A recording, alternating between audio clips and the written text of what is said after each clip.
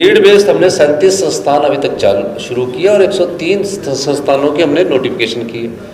अब हमने स्टडी किया कि कई जगह तहसीलें बहुत दूर है, सब तहसीलें बहुत दूर है, पटवार सलकर बहुत दूर है, वहाँ भी नीड बेस्ड असेसमेंट कर रहे हैं और वहाँ भी नीड बेस्ड होगा। नियुक्तियाँ भी कर रहे हैं और साथ में हम संस्थान भी खोल रहे हैं। तो उन संस्थानों को खोला गया।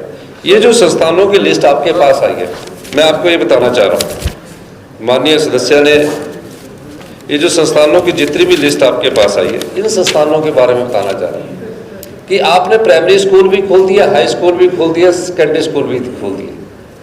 माननीय शिक्षा मंत्री जी से चर्चा हुई तो पता लगा रैशनलाइजेशन में उन स्कूलों में बच्चे ही नहीं है। अब जिन स्कूलों में बच्चे ही नहीं है वहाँ टीचर दो लगे हुए हैं। गंभीरता पिछली सरकार की ये थी कि जिन स्कूलों में टीचर बच्चे ही नहीं है उन स्कूलों में टीचर है, नोटिफिकेशन हो चुकी है। हमने उन संस्थानों का सर्वे करवाया।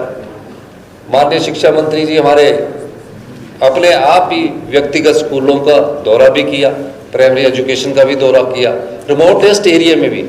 तो एक नीतिगत फैसला किया गया कि हम सरकारी स्कूलों में गांव के जो बच्चे पढ़ने आते हैं उनको हम धोखा दे रहे हैं। शिक्षा मंत्री जी ने अपने क्षेत्र के भी, मेरे क्षेत्र के भी, जहां बच्चों की संख्या नहीं थी, जहां सिर्फ टीचरों की संख्या थी।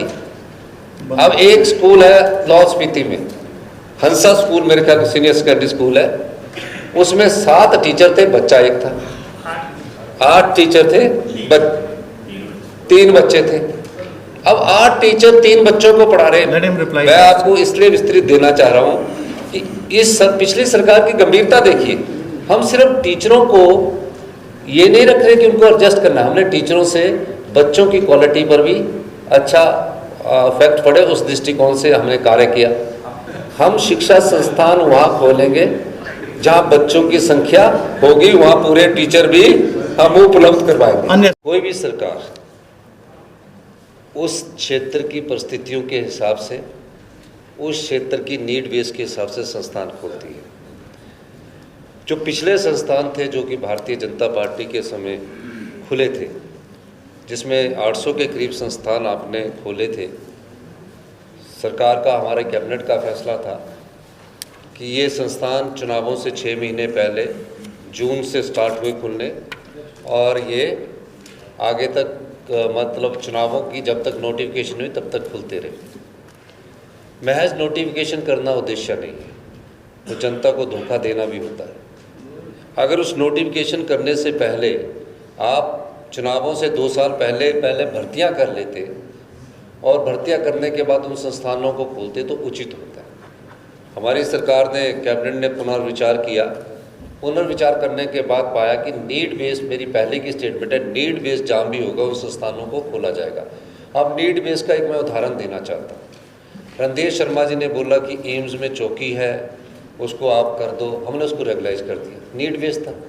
रणधीर जी बीजेपी के MLA, हमारी रीना कश्यप जी बैठी है, इन्होंने बोला कि हमें राजगढ़ में एक्शन ऑफिस दे दो। हमने निसंकोच नीड बेस देखा कि वहाँ ज़रूरत है और हमने इनका एक्शन ऑफिस खोल दिया। उसी तरह हमने देरा में देखा कि वहाँ चीफ इंजीनियर SP का ऑफिस खुलना चाहिए, नीड बेस्ड है, हमने देरा में नीड बेस्ड SP ऑफिस खोल दिया। भटियात में जैसे, फिर भटियात में हमने DSP ऑफिस खोल दिया, नीड बेस्ड बता रहा हूँ।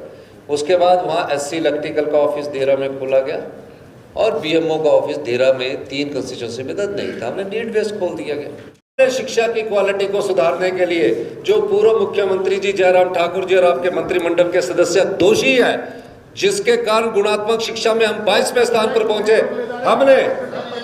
हमने शिक्षा के स्तर को मजबूत करने के लिए हर शिक्षा स्थान में जहां बच्चों की संख्या थी टीचर उपलब्ध करवाए जहां बच्चों की संख्या थी। माननीय अध्यक्ष महोदय, पहली कक्षा से उनको ये ना लगे इंग्लिश मीडियम स्टार्ट किया रहा है। माननीय अध्यक्ष महोदय, हमने इसलिए संस्थानों को खोला, जिन संस्थानों को बंद किया वहाँ क्वालिटी एजुकेशन के लिए हमने फैसला लिया और हम प्रेजेंट में Rajiv Gandhi day boarding school गुणात्मक शिक्षा के लिए बना रहे हैं। 1094 स्कूल में 675 स्कूलों में 0 एनरोलमेंट थी। 419 स्कूलों में 5 से कम बच्चे थे। जिनमें 2 किलोमीटर के अंदर दूसरा स्कूल था। 4 किलोमीटर की बात कर रहे हैं। परेशान रहते हैं विपक्ष के नेता। देयर हैज बीन कोई भी ड्रॉप आउट नहीं है अभी तक। जो बोल रहे थे कि बच्चे कहाँ गए, कोई भी ड्रॉप आउट की खबर कहीं से नहीं है। और मैं इस मंच के माध्यम से कहना चाहता हूँ माननीय अध्यक्ष महोदय, अगर कोई बच्चा ड्रॉप आउट कोई स्कूल पढ़ना भी चाहता होगा, अगर उसमें 5,000 रुपये का भी खर्चा करना पड़े उसको स्कूल भिजवाने के लिए, हमारी सरकार उससे भी पीछे नहीं हटेगी। माननीय अध्यक्ष महोदय, आप चंबा से हैं और मैं जानता हूँ कि पिछली बार हमारे साथी हंसराज जी घोर विपक्ष में थे। एक होता विपक्ष, एक होता अपनी सत्ता में जब उनके कार्य ना हो लास्ट समय में तो घोर विपक्ष होता है। तो ये मैं इसलिए कहना चाह रहा हूँ, तो जो आप भी है यहाँ कुछ मुझे नीड लगती है ये, क्योंकि अच्छी बात कह रहे हैं कि नीड है और लॉजिकली इन्होंने कन्विंस किया कि चंबा में एक बिजली बोर्ड का दफ्तर है। मैं चाहूँगा कि इसका असेसमेंट की जाएगी। असेसमेंट करने के बाद हम आपने भी माननीय अध्यक्ष चंबा दौरा करेंगे। इसका आप दौरा करने के बाद आप ये भी देख लेना कि वहाँ से कौन से डिवीज़न हम निकालेंगे, कैसे निकालेंगे और कर्मचारियों की भी नियुक्ति की जाएगी। तो इस दृष्टिकोण से हम इस पर नीड बेस मुझे वहाँ लगती है। जो धर्मपुर की इन्होंने बात की है कि जैसे आम पर हमने प्रतिबंध लगाया, पुराना आम है,